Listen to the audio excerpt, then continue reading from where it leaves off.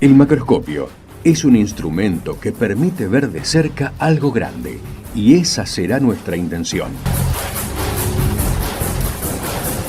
Acercarnos desde las pequeñas historias personales y sus recorridos al sistema científico nacional. ¿Quiénes lo conforman? ¿Cómo llegaron allí?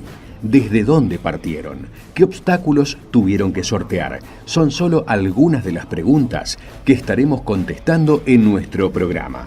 Les invitamos a escuchar estas trayectorias y a sus protagonistas.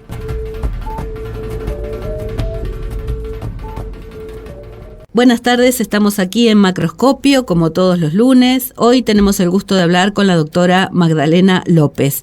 Magdalena es doctora en Ciencias Sociales, licenciada en Ciencias Políticas, es investigadora de CONICET, coordina el Grupo de Estudios Sociales de Paraguay en el Instituto de Estudios de América Latina y el Caribe de la Facultad de Ciencias Sociales de la UBA y se desempeña en el Instituto Gino Germani, también de la Universidad Nacional de Buenos Aires. Su tema de investigación son las élites políticas y económicas en el Paraguay contemporáneo, poderes concentrados y tensión en el ejercicio de la democracia. Te damos la bienvenida, Magdalena, y agradecemos tu tiempo aquí en Macroscopio. Hola, buenas tardes, muchas gracias por esta comunicación. Magdalena, nos gusta empezar contando o que nos cuenten cómo empezó el recorrido, digamos, qué te hizo estudiar ciencias políticas, dónde comenzó esa curiosidad o ese interés por la disciplina. Bueno, yo me iba a ser traductora, que no tiene nada que ver con la ciencia política, y a los 16 años, con mi escuela pública secundaria, una profesora de historia organizó un intercambio con un grupo de estudiantes de Cuba, entonces viajamos a Cuba, y allí me pareció interesante por el contraste y conocer. Yo soy de La Pampa, ir de La Pampa a Cuba fue rarísimo, y bueno, me interesó conocer un poco más lo referido a sistemas políticos, formas de atravesar socialmente los regímenes de gobierno, y bueno, eso me hizo volcar y terminé estudiando ciencia política a partir de esa experiencia de viaje, insisto, no de un viaje de intercambio estudiantil, digamos. Pero mira, es muy jovencita y ya te interesaban bien esas cosas. Tenía 16 años, sí, no era tan jovencita, pero ahora, en ese momento no, pero ahora la gente se da esa bota, así que claro, en ese momento no. Y bueno, por supuesto fuiste a la universidad pública también. Fui a la universidad pública, a la Universidad de Buenos Aires, cuando yo tenía 18 años.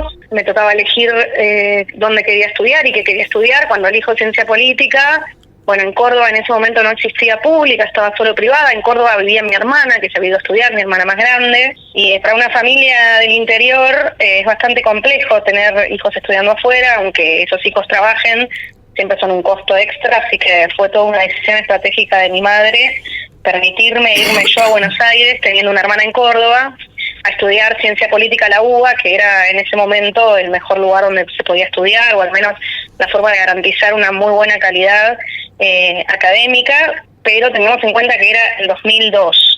O sea, si alguien recuerda lo que era la Argentina del 2001, bueno, yo me fui a estudiar en diciembre del 2001. De hecho, era el momento en el que yo tenía que decidir a dónde irme. Y bueno, llegué a Buenos Aires. Me decís que tu hermana también estudia o estudió. ¿Hay algún otro profesional en la familia o son la primera generación? No, somos la primera generación. Mi madre y mi padre no habían terminado el secundario. Mi padre murió sin terminarlo y mi mamá lo hizo, algo que nos da mucho orgullo, así que lo cuento siempre. Terminó el secundario cuando yo terminé el secundario, así que estamos, bueno. ella de un nocturno para adultos y yo de una cursada tradicional, digamos. Terminamos, pero no había otras personas con formación profesional en mi familia directa, en mi familia ascendente, digamos, y a partir de nosotros, sí, de nuestra generación, nosotras, mis primos, bueno, todos en la universidad pública, mi hermana también, pero en Córdoba, mi hermana en la Nacional de Córdoba y yo en la Universidad de Buenos Aires. ¿Cómo fue la carrera? ¿Te resultó fácil? ¿Tuvo sus obstáculos? ¿La pasaste bien? No, la carrera me parece, o sea, lo que tengo recuerdo, yo después hice un doctorado, después hice una maestría, así que se me solapan un poco las memorias, pero bien. Lo que tengo recuerdo es que era muchísima lectura y que eso a mí me sorprendía, y tengo un recuerdo que siempre lo marco, sobre todo cuando hablo de lo federal que puede ser la educación pública y de lo porteñocéntrica que puede ser la UBA en ese contexto, que es que había muchos chicos y chicas que estaban muy formadas y formados, muchos de ellos de Nacional Buenos Aires, ¿no? Claro. Estas escuelas son las escuelas que pertenecen a la UBA, digamos, y que tienen sistemas de cursada muy similares al sistema universitario, y el resto hacíamos lo que podíamos, digamos, ¿no? Corríamos como con desventaja, ¿no? Y ahí uno se da cuenta que hay un montón de cosas, entre otras, bueno, si tus padres fueron o no universitarios, si te criaste en una casa con biblioteca o no, que eso es un elemento que capaz nadie se da cuenta, pero que tu casa haya tenido una biblioteca, que le hayan dado un pedazo de territorio hogareño a un mueble que guarda libros, también habla algo de cierto capital social y capital intelectual, digamos. Y bueno, eso fue como lo que más recuerdo fueron los primeros años, digamos, partir de más abajo. Llegar para llegar al mismo resultado había que recorrer más kilómetros. Es importante lo que decís porque sigue siendo así en muchos casos. Sí, claro, sí, sigue siendo así. Hay muchas universidades ahora, por lo menos en los últimos 10 años, que han tratado de crear dispositivos para igualar esto o para tratar de alentar a que las personas no abandonen este proceso, porque si el esfuerzo es mucho más grande, claro, las chances de que seas del grupo que abandona es mayor también. Entonces entiendo que hay universidades que han incorporado dispositivos, estrategias, protocolos para intentar que estas desigualdades tan grandes, es lo mismo si fuiste una buena secundaria o a una buena me refiero a una secundaria que atendía mucho los contenidos educativos, o si fuiste una secundaria donde los contenidos educativos quedaban en segundo lado porque había que atender primero las necesidades alimenticias. Exacto, por ejemplo, ¿no? Claro.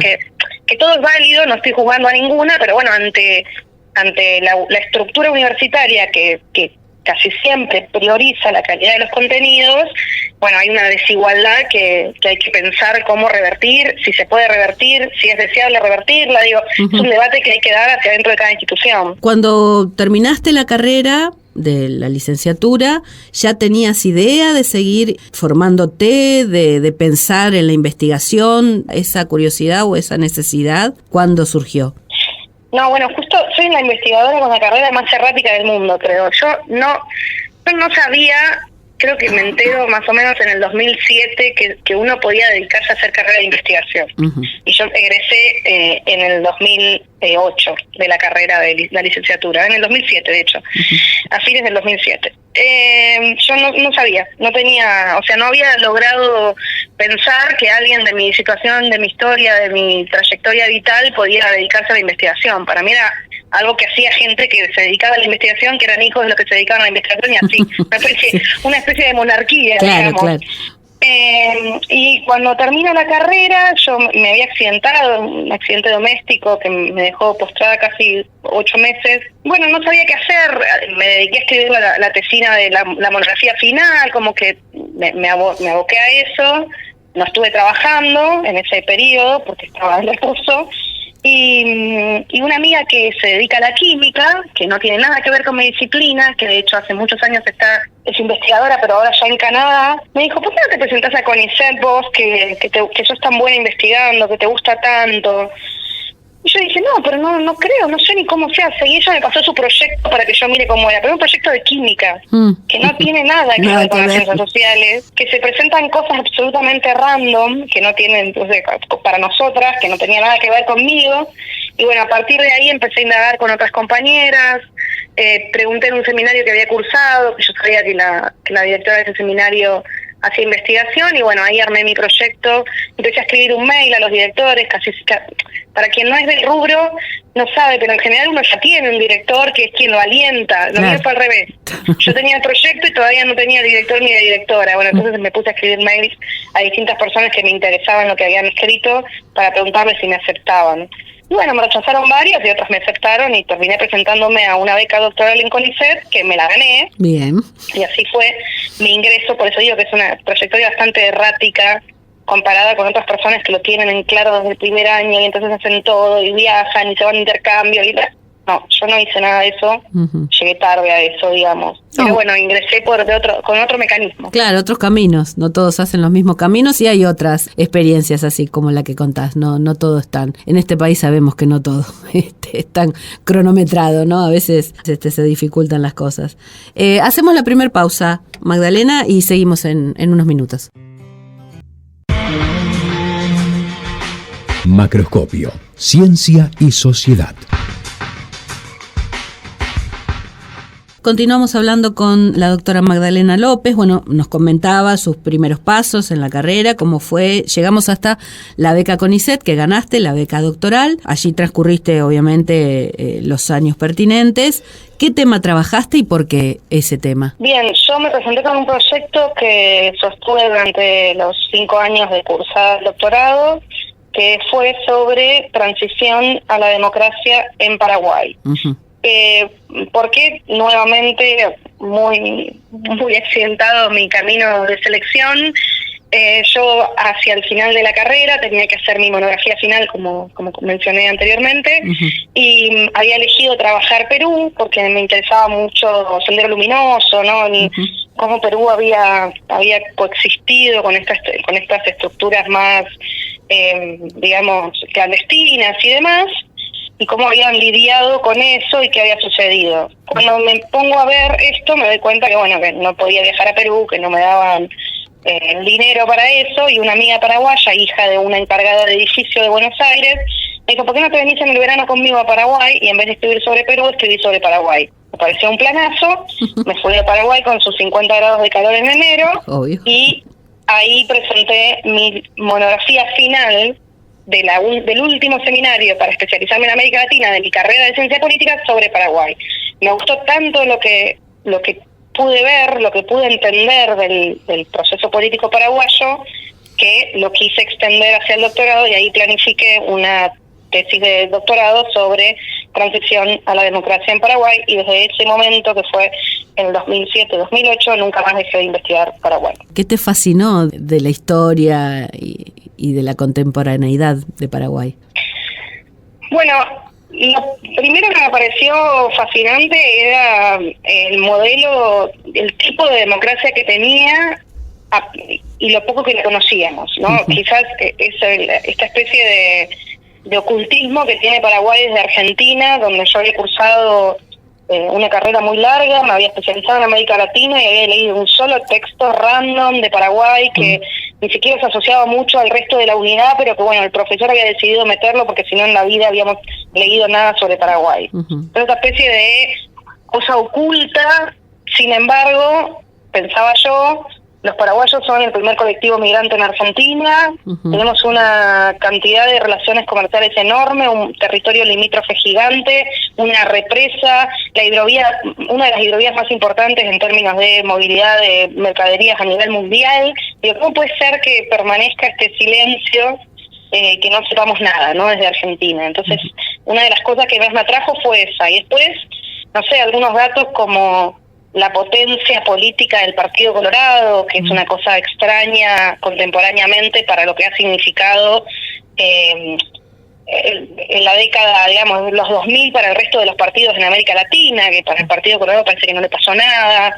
Bueno, la longeva que fue la dictadura, ¿no? Lo larga que fue la dictadura de Stroessner, uh-huh. Que fue una dictadura que fue tan larga que tuvo etapas. O sea, cuando yo empecé a estudiar Paraguay, la dictadura de Stroessner era más vieja que yo. Sí. Ahora ya no, pues ya soy más vieja yo, pero uh-huh. Eran cosas que me descolocaban mucho con las matrices de pensamiento y con las formas que yo tenía para entender la realidad. Con las herramientas que me había dado la carrera, Paraguay quedaba siempre medio de costado, pero no era un problema de Paraguay, era un problema mío, ¿no? Y era un problema de Argentina, uh-huh. Que no incorporamos a Paraguay nunca en nuestros análisis regionales. Entonces después Paraguay siempre parece raro, pero es en realidad porque nunca lo estuvimos estudiando, entonces no elaboramos herramientas ni instrumentos teóricos que nos permitan comprenderlo. En todo este tiempo, digamos, ¿cómo fue tu trabajo de campo? ¿Cómo organizaste viviendo tan lejos? Bueno, al principio cuando hacía el doctorado viajaba más seguido, también me costaba más el trabajo de campo porque no conocía a nadie, claro. Porque no tenía redes, porque no sabía con quién contactar. Entonces mi tesis de doctorado fue sobre transición a la democracia en Paraguay, y después ya pasé a estudiar élites en Paraguay, que es decir, las personas que acaparan recursos, uh-huh. políticos o económicos. Yo estudio las élites políticas y las élites empresariales en Paraguay, y dentro de las empresariales me dedico solo a las que tienen actividades legales. Digo, no estudio ni a los contrabandistas ni a los narcotraficantes, que esos son otro grupo de empresarios. que hay gente que los estudia, yo no, porque se usa otro mecanismo para estudiar esos grupos. Yo hago sociología de las élites y una gran parte de mi trabajo tiene como 4 patas mi trabajo. Una es, obviamente, lectura y análisis bibliográfico, lo que se está diciendo en el mundo sobre las élites, lo que se dice en América Latina, lo que se discute, lo que se critica. Otra es seguimiento de debates parlamentarios. Esto hace que muchos días a la semana yo esté grabando, escuchando o interviniendo en los debates parlamentarios paraguayos, tanto sea del Senado como de los diputados. Otra de las ramas de mi trabajo es acceder a información producida por el Estado, información sobre tributación, cuántos impuestos pagan, quiénes se candidatearon, electoral, económica, demográfica, de mercado de trabajo, todas esas informaciones públicas que produce el Estado mediante su secretaría, su instituto de estadística, digamos. Esa es la tercera de las patas, y la cuarta es la entrevista directa, que es que generalmente produce más dificultad, porque son personas muy ocupadas y personas cuyo tiempo de publicidad, es decir, de mostrarse y de hablar con gente, generalmente no incluye a una investigadora y de otro país. Claro. Si tienen tiempo, quieren salir en la tele, los políticos, porque es una forma de hacer campaña, o si tienen tiempo los empresarios, quieren ir a sentarse con los políticos, no quieren sentarse conmigo. Entonces, a veces esa es quizás la estrategia más complicada, acceder a esas redes, con la particularidad de Paraguay, donde los caminos institucionales para pedir una entrevista, por ejemplo, con un senador o una senadora, o un diputado, o un ministro, o una ministra, no importa, en general son bastante inútiles. Los caminos institucionales no sirven.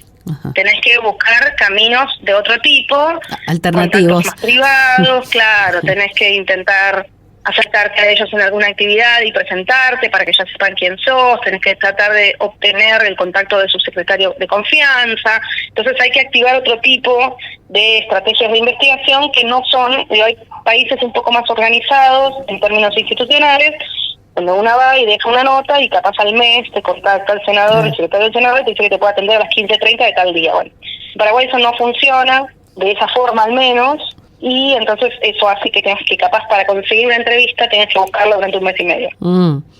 Es mucho más el tiempo que perdés, digamos, o que invertís solicitando esa entrevista o intentándola por distintos intermediarios, que es lo que después dura la entrevista, digamos. Por eso, cuanto más conoce gente, más fácil es. Por eso al principio mis estadías de investigación eran muy largas, porque capaz estaba 6 meses para concretar 7 entrevistas. Claro. Era realmente un gran esfuerzo. Ahora funciona un poco mejor porque, bueno, ya son muchos años y ya sos más conocida, ya atendiste redes.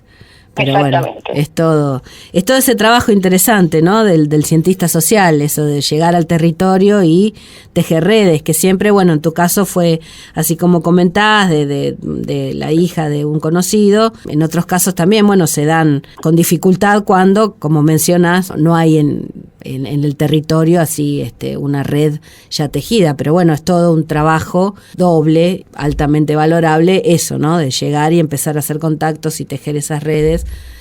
Seguramente le sirve después al equipo o a los otros que quieran investigar, y etcétera, etcétera. Sí, en la sociología de las élites siempre es muy difícil porque es generalmente, esto está bastante estudiado, es más sencillo insertarse a realizar trabajos de campo en movimientos sociales, en grupos vulnerables, que en las élites. O sea que generalmente es metodológicamente una de las cosas más difíciles, es consolidar la entrevista. A veces no hace falta, depende de lo que estés investigando. Si vos querés ver registros de tributación de las élites empresariales, bueno, no es necesario que las entrevistas y les preguntas cuánto pagan por mes, podés ir a buscar el dato que produce el Estado o que produce la Secretaría de Tributación, o incluso algún instituto, alguna universidad de distintos países que se dedican a recabar esa información.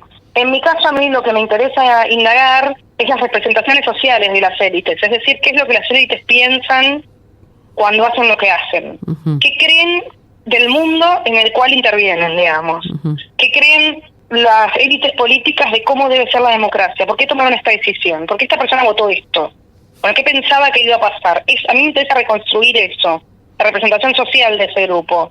y eso se hace básicamente dialogando. Después también tenés que ver cómo votaron, después tenés que ver qué hicieron, ¿no? Ujú. Pero para saber por qué hicieron lo que hicieron, en general eso es necesario la entrevista. Hay personas que hacen sociología de las élites y no se focalizan tanto en la entrevista, pero eso tiene que ver con la pregunta de investigación, básicamente. Claro. Y otro tema, también dentro de el problema del acceso a las entrevistas, es, otra solución, diría, es nuestros grandes aliados ahí son los periodistas y las periodistas. Claro. Cuando una persona que se dedica, que trabaja en un medio de comunicación grande, chico, mediano, no importa, en Paraguay o en Argentina, te conoce y le interesa lo que haces, muchas veces te ayuda. Te dice, mira, yo conozco al que le hace prensa, al RRPP, y bueno, ahí te van también tratando de ayudar cuando vos tenés un contacto que se te resiste. No sé, yo tengo contactos que hace 8 años no me dan entrevistas. Bueno, ese contacto, ahí tengo que hacer distintas cosas. En general son los expresidentes que no quieren dar entrevistas.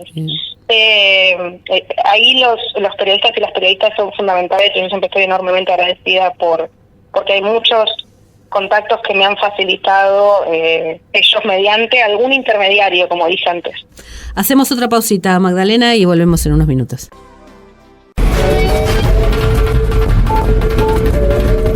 Macroscopio. Ver de cerca algo grande. Continuamos hablando con la doctora Magdalena López. Estamos hablando, de su trabajo de investigación con las élites en Paraguay y, cómo ha encarado ese trabajo durante tantos años, tejiendo redes con ayuda de gente en el territorio, con periodistas, como mencionaba recién. Pese a que no se conoce mucho de Paraguay en Argentina, como comentabas antes, de que lo tenemos así como medio oculto y vedado, en la actualidad se propone el modelo paraguayo, el modelo de la economía Paraguay, como algo viable, como algo a alcanzar. Eso es lo que comenta el presidente de turno. ¿Qué te parece a vos este modelo paraguayo? ¿En qué se basaría? ¿Cuáles serían las cosas positivas o negativas? ¿Qué habría que cambiar? A mí se me ocurre que sería muy difícil transformar la economía argentina en una economía como la de Paraguay, pero hablo de oído, vos sabés de qué se trata. Sí, que Paraguay era un escenario económico deseable a reproducir. Está sonando ahora, pero el que lo empezó a decir con mucha fuerza fue Macri durante su gobierno. Sí. Quienes estudiamos Paraguay lo venimos rastreando desde ahí, medio como capas geológicas de este pensamiento fuerte. Fue Mauricio Macri durante su gobierno quien empezó a repetirlo y estaba muy asociado a el presidente paraguayo de ese momento, que era Horacio Cartes, que es un empresario muy amigo de Mauricio Macri. Sí, recuerdo. Y ahí fue donde empezó. Y desde ahí se empezó a tomar fuerza, y si uno ve los grandes medios como La Nación, los grandes medios escritos, me refiero a los diarios, va a encontrar que desde ahí ya hay una vez cada tanto, con cierta timidez, aparece una noticia que parece más una publinota sobre los grandes beneficios de ir a invertir a Paraguay. Desde ahí más o menos hasta ahora que explotó con fuerza, porque hasta el propio presidente paraguayo salió a decir que él sabía que Milei estaba aplicando el modelo paraguayo para Argentina. Uh-huh. Entonces ahora ya es como que se tomó voz pública. El modelo paraguayo es un modelo, digamos, de economía abierta más ortodoxa en términos neoliberales. Tiene desregulación casi total, casi no tiene impacto en la carga tributaria, es decir, la renta empresarial, la renta personal y el IVA son del 10%, es el segundo más bajo después de Panamá, que es justamente un país que se caracteriza por la casi inexistencia de impuestos. Uh-huh. Tiene muy baja recaudación, lógicamente, tiene una liberalización casi total de las importaciones, no hay, por ejemplo, hay ramas enteras de la producción primaria que casi no paga impuestos por la exportación de granos naturales. Entonces, lo que tiene es una situación económica bastante clásica en términos del neoliberalismo, ¿no? De lo que el neoliberalismo impone para que un Estado funcione. Uh-huh. Además de eso, tiene una economía informal enorme, lo cual tiene sentido porque el Estado prácticamente no controla las relaciones laborales. tiene muy baja sindicalización. Primero, por una historia de dictadura de 35 años, donde se persiguió mucho a los sindicatos, y a los movimientos campesinos y a los movimientos sociales en general, pero también porque legalmente está bastante inhibido, está bastante desalentado legalmente. No es que está prohibido, insisto, pero hay requisitos bastante difíciles de cumplir para que se pueda afiliar, digamos, y construir sindicatos en la clase trabajadora. Eso hace que sea muy muy probable que exista mucho empleo informal, digo, ¿no? Si tenés la economía tan abierta, el mercado de trabajo tan desregulado y el Estado controlando tan poco y tan poca sindicalización, digo, es casi lineal la respuesta que sucede. Eso hace que 6 o 7, depende de cuál medición, de cada 10 personas, de cada 10 trabajadores sea informal. Es un número altísimo incluso para América Latina, que tenemos problemas de informalidad en toda la región, no es solo en Argentina también, digo, la informalidad es un problema latinoamericano.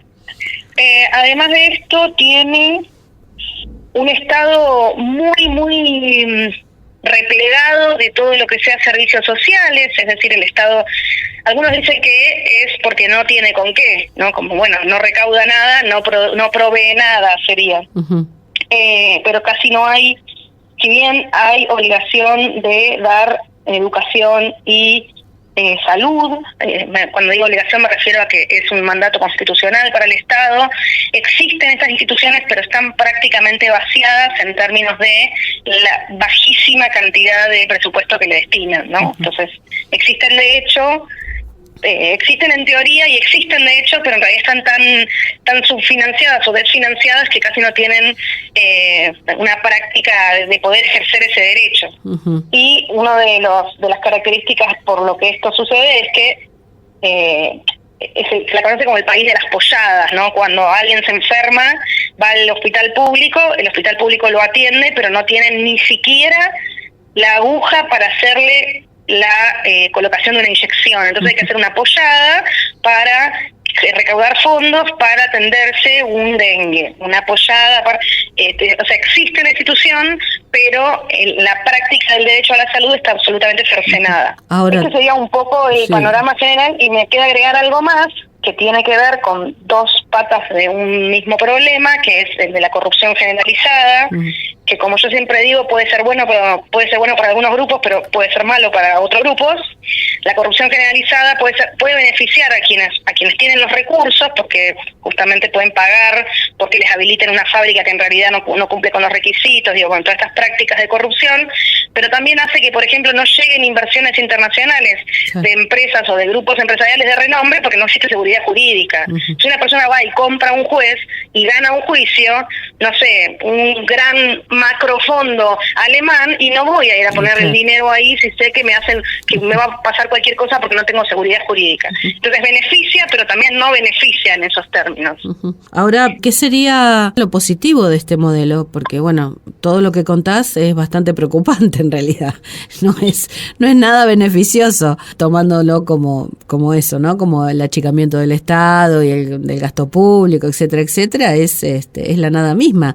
Nosotros lo conocemos porque somos vecinos, si bien no hacemos un análisis tan profundo, pero lo vemos en el día a día, ¿no? La precarización laboral, el tema de los servicios de salud y educación, el tema de impositivo, digamos, que cruzamos a comprar allá porque es más barato, pero hay cosas que son tremendamente preocupantes, ¿no? Como decir, bueno, el nivel económico, la cantidad de pobreza, la cantidad de informalidad, de gente sin recursos, digamos.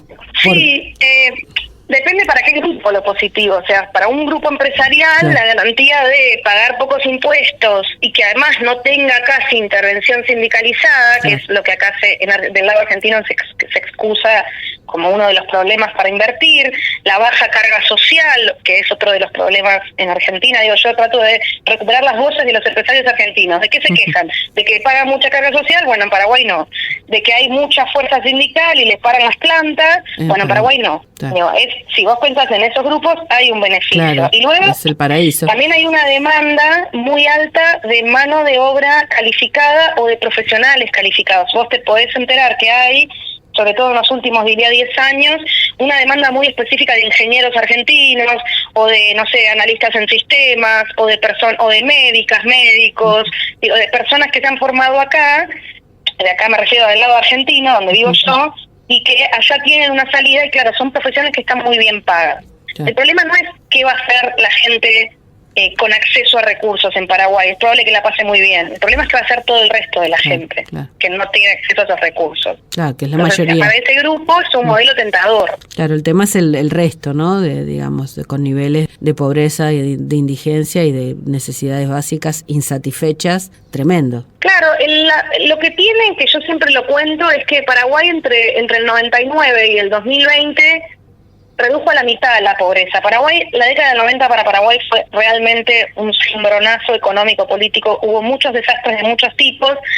A partir del gobierno de Nicanor Duarte Frutos, que es un colorado, al igual que el presidente actual, se instauran algunos elementos donde Nicanor Duarte Frutos se entra con el resto de la región. Pensemos que fue en el 2003 aproximadamente, en tratar de reducir la pobreza. La pobreza en Paraguay era casi el 47%, era casi el 50%.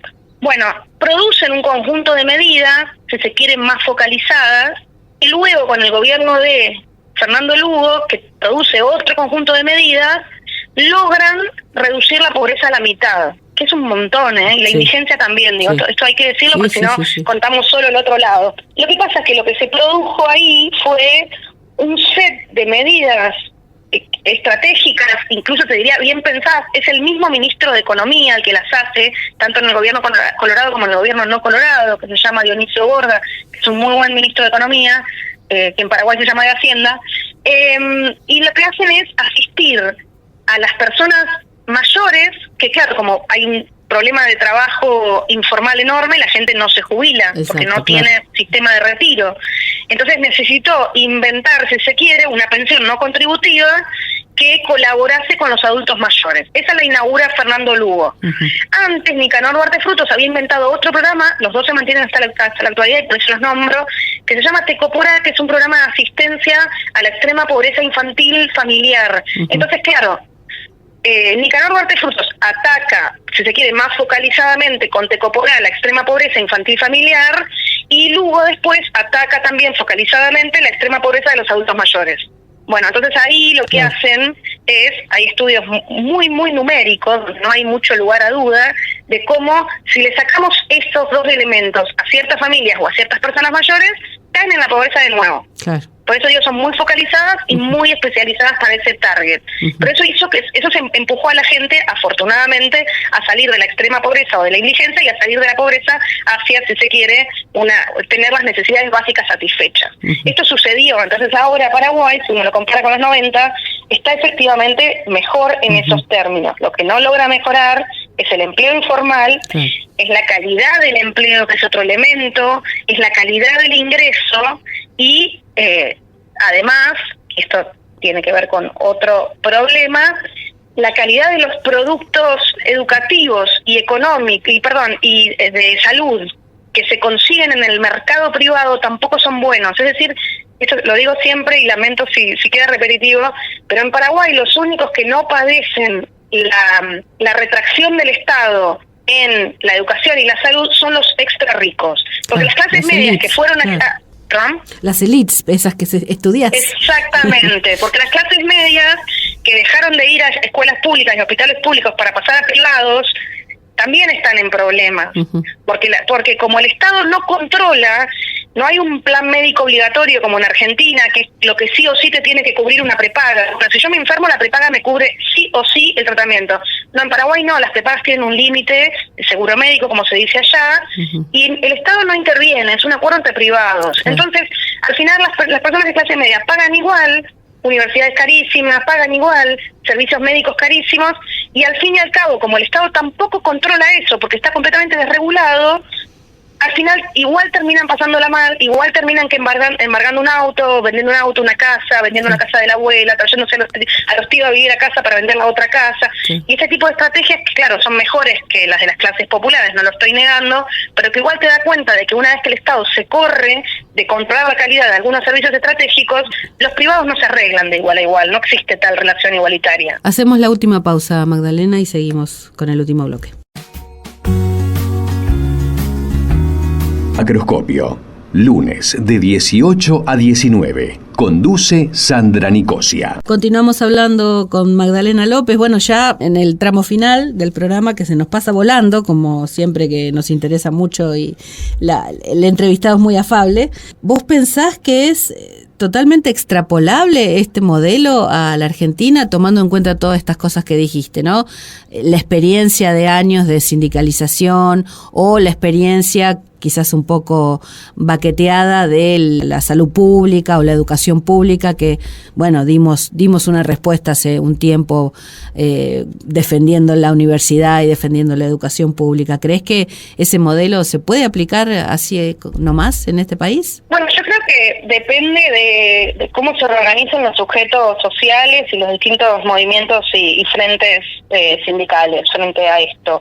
Sí creo que hay un contexto, y es quizás el que a mí me parece que no es monopolio de Argentina, que tiene que ver con la región, y que, bueno, si vemos las elecciones en Europa vamos a ver que tiene que ver con el mundo, que es que hay un contexto que se está, digamos, torciendo ahora como un clima de época mundial, no argentino, hacia discursos muy conservadores y muy conservadores en lo político-social y muy liberales aperturistas en lo económico. Yo me parece que lo estamos viendo ahora como más mundial. Entonces, en este sentido, si esto es lo que se vota, quiere decir que hay un sector importante de la población que esto es lo que piensa, o que al menos por ahora le convence este discurso. En el caso argentino entiendo que tiene que ver con el hartazgo con la inflación, bueno, con algunas limitaciones del gobierno, con múltiples limitaciones del gobierno anterior, con algunas resistencias más específicas que tienen que ver con el peronismo y el antiperonismo, con cosas, clivajes muy nacionales, pero hay algo de clima mundial que no podemos desoír, porque se viene por todos lados. El modelo paraguayo es un modelo, si se quiere, muy latinoamericano, no hay, es una sociedad que tiene características muy comunes con otra. Quizás algunas excepcionalidades argentinas tienen que ver con la fuerza del sindicato. Sin embargo, no dejemos de recordar que en este momento hay un descrédito muy grande de los sindicatos a nivel social. Hay que ir viendo qué miden las medidoras de opinión pública para saber, las que hacen buenos estudios, no las que venden humo, sino las que están realmente caminando la calle y consultando con variedades de lugares, en distintas edades, a distintos géneros, y ahí te das cuenta que hay un descrédito al sindicalismo. Lo que vimos recientemente es que la universidad pública es intocable. Ahí se movió gente que fue a la universidad pública, y se movió gente como mi mamá, que no fue a la universidad pública, pero que sus hijas lo hicieron, y que gracias a eso pudieron tener una mejor proyección económica y social en su vida. Entonces ahí me parece que hay algunos consensos que son más difíciles. Sin embargo, también es verdad que hay todo un relato respecto a la corrupción instalada que hace que se desacredite toda marcha, toda acción. Y es muy difícil cuando la sociedad no acompaña a los reclamos sectoriales. Y eso, bueno, se están quejando los sindicatos, pero los sindicalistas son todos corruptos, robaron todo, se les está terminando el curro y por eso se quejan. Listo, se inhabilita ese reclamo. Exacto. Y algo que también está sucediendo tiene que ver el desprecio al trabajador público, que en este momento es quizás uno de los... si bien uno mira la cantidad de desempleo o los nuevos desempleados, vamos a ver que son más privados que públicos, como bien dicen todas las mediciones recientes, pero el desempleo público hay casi como una movida social de que se necesita echar empleados públicos. Sí.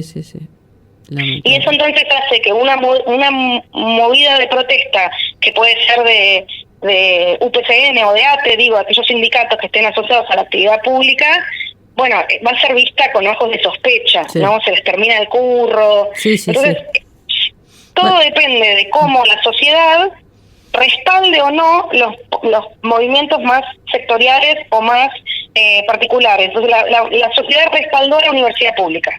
Ahí se vio masivamente el respaldo. No solo de estudiantes y profesores, sino docentes, de la sociedad general. Bueno, ahora lo que puede detener que se apliquen o no medidas de tinte neoliberal ortodoxo, y bueno, es la organización social, popular y los movimientos, básicamente. También, en la calle, en lo posible. También en eso que comentabas del empleado público, nosotros como trabajadores de CONICET hemos sufrido y venimos sufriendo no solo el ajuste, sino el oprobio, ¿no? Con toda una serie de epítetos, también con compañeros despedidos, con recorte de becas, no ingreso a la carrera, etcétera, etcétera, etcétera, ¿no? Y eso también, a veces uno escucha esos comentarios totalmente injustos, en donde parecemos que todos somos los que vivimos del Estado, los ñoquis, bueno, que se aplica a otras, por supuesto a otras dependencias, ¿no? Eso es como bastante perverso, porque ¿qué pasa? Lo que acabas de decir vos, ¿qué pasa cuando el Estado se corre, cuando el Estado no está en temas cruciales, como puede ser la educación pública, la salud pública, la ciencia pública y soberana? Digamos, son temas como muy fuertes como para tomarlos con tanta liviandad y no corroborar o no reflexionar y caer en los lugares comunes, pero bueno, son procesos también, ¿no? Sí, completamente. También siento que, y ahí sí hay que hacer, digamos, más una autocrítica de los gobiernos anteriores, bueno, yo no, o sea, que hagan crítica a los gobiernos anteriores sobre sí mismos, que es que si no ya se había abandonado mucho. Digo, ¿qué salud pública recibe una persona cuando va a un hospital? ¿Cuánto tiempo de espera tiene? Sí. ¿Cómo la maltratan? Digo, que ahí también hay una cosa de, si se quiere, un enojo acumulado, ¿no? Hartazgo, un enojo con capas históricas. Sí, totalmente. Y eso también hace que entonces termines pareciendo que, claro, que todos son vagos, que ninguno trabaja, que se la pasan de paro. Y bueno, hay como un correlato a una experiencia vivida que quizás, claro, como las clases medias se han ido corriendo de los hospitales, en Argentina también ha sucedido este proceso, ¿no? Que las clases medias se corren de los hospitales y tratan de llegar a obras sociales o a prepagas, que las clases medias se corren de los barrios populares y tratan de vivir en otro lado. Bueno, cuando se empieza a desarmar esto, hay un grupo grande de la sociedad que considera que ya no necesita el Estado porque lo que proveía el Estado no satisface ninguna de sus expectativas. Hay un grupo de clases bajas que dice, pero lo que me estás dando es una miseria, ¿por qué no me das un turno y me lo dan para dentro de 6 meses? No hay resonador, me tengo que tratar de conseguir un resonador, no hay, tengo que hacer 70 kilómetros para llegar a un pueblo que tenga una máquina de hacer, no sé, una radiografía. Bueno, también hay como que ir desgranando, porque si no parece que de un día para otro la gente se levanta y es fascista. Y en el medio hay un montón de procesos obviamente. Que explican por qué se fue dando este agotamiento. Para mí igual el modelo paraguayo es clave en entender que cuando el Estado se repliega, es mentira que las clases medias acceden a procesos. Todo el mundo cree que si el Estado se repliega vamos a ser Alemania. Claro, y la realidad es que el regional nos muestra que cuando el Estado se repliega, no somos Alemania, donde el Estado además no está replegado en lo más mínimo, además, ¿no? Que es el otro problema. Bueno, o sea, creer que Alemania tiene un Estado ausente, no sé de dónde se había una frase también muy cómica cuando yo estudiaba, que era, bueno, que si hubiéramos seguido siendo colonia inglesa, hubiéramos sido como, viste, Australia, y no, en realidad hubiéramos sido como la India, como alguna de las otras, viste. Siempre sí, porque hay como una construcción mito, ahí claro, sí, una cosa así de fabular. Pero bueno, lo que sí, bueno, hay digamos, una cosa más que no quiero dejar de decir, que es que cuando el Estado se repliega, y no lo quiero dejar de decir porque tiene que ver con un debate que se está dando ahora, que tiene que ver con el régimen de las grandes inversiones y demás. Paraguay está atravesando ahora un gravísimo problema de narcolavado, pero gravísimo me refiero a que atraviesa las estructuras más básicas, hasta la renovación de una iglesia que se estaba cayendo encima en un barrio popular, desde ahí hasta dinero directo a campañas políticas de grandes actores políticos, presidente, ministro o candidatos ya. Esto tiene que ver también con una apertura total y con esta especie de desesperación por captar dinero internacional, donde se sacan todos los controles y luego el dinero que llega no es el de la macroempresa que está buscando instaurar una planta que le dé trabajo a 2.000 personas, sino que es dinero narco que necesita lugares donde los puedan lavar de manera relativamente transparente, y América Latina es muy tentadora en ese sentido, porque el dinero viaja muy poco tiempo, está muy poco controlado y los estados quedan muy ausentes. Y esto, ojalá fuera solo un problema de lavar dinero, El problema es la cantidad de violencia conecta que trae esto. Claro, Digo, esto no es, lo hemos visto, no hemos es- visto en México, lo hemos visto en Colombia y también en Paraguay se ha empezado a ver hace unos años. Exactamente. En Paraguay es cada vez más grande y hay pelea de bandas narcos internacionales y hay, si habíamos hablado antes de la corrupción, imaginemos cómo se puede redoblar el peligro de la corrupción en un estado donde la justicia es comprable y entran millones y millones de dólares del narcotráfico para lavarse, ¿no? Claro. Entonces, esto también es un peligro para Argentina. Digo, cuando hablamos de las grandes inversiones de las empresas, hay como un imaginario de que va a venir una planta de Xiaomi a poner acá y después lo que termina pasando, eso es lo que se espera o lo que el discurso político dice que apunta, y después lo que sucede es lo que pasa en Paraguay. Es otra Entonces, cosa. por ahí hay que también tener ese modelo presente. También, bueno. Te agradezco muchísimo, Magdalena, por todo tu relato, tu información, tu experiencia, por alertarnos, por hacernos reflexionar, por pensar en esas cosas que están solapadas u ocultas para el común o simplemente para aquellos que no sabemos mirar y observar. Así que ha sido interesantísima. Te agradezco mucho tu tiempo. Muchas gracias a vos. Que estés muy bien. Hasta luego. Hoy escuchamos en Macroscopio Pocahontas por Annen Mai Cantereit, Thank You por Alanis Morissette, All the Little Lights por Passenger y La Ruta del Tentempié por Charly García. Los saluda Sandra Nicosia, Operación Técnica Beco Blanco.